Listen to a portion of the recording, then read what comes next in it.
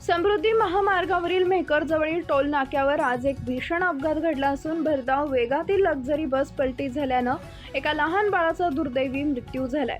या अपघातात अनेक प्रवासी जखमी झाले असून काहींची प्रकृती गंभीर असल्याची माहिती मिळते। अपघातानंतर बसचा चालक घटनास्थळावरून फरार झाला असल्यानं संताप व्यक्त केला जातोय। प्राथमिक माहितीनुसार चालकाच्या निष्काळजीपणामुळे हा अपघात घडल्याचा अंदाज व्यक्त केला जातोय।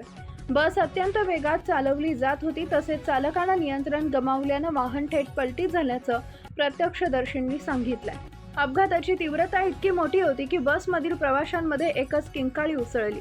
अपघातानंतर तात्काळ स्थानिक नागरिक, टोल नाक्यावर कार्यरत कर्मचारी, पोलीस विभाग आणि अँब्युलन्स सेवा घटनास्थळी दाखल झाले। टोल नाक्यावर काम करणाऱ्या युवकांनी तत्परता दाखवत जखमींना बाहेर काढण्यास मोठी मदत केली।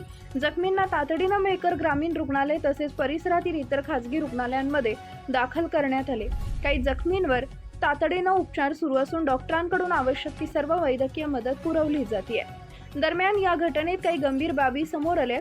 बसच्या चालकाच्या केबिनमध्ये नियमबाह्य पद्धतीनं प्रवासी बसवले जात असल्याचं समोर आलंय। वाहन चालवताना चालक मोबाईलवर रील तयार करत असल्याची धक्कादायक माहिती पुढे येते। अशा प्रकारच्या निष्काळजीमुळे प्रवाशांच्या जीवाला धोका निर्माण होत असल्याचं स्पष्ट झालेलं आहे।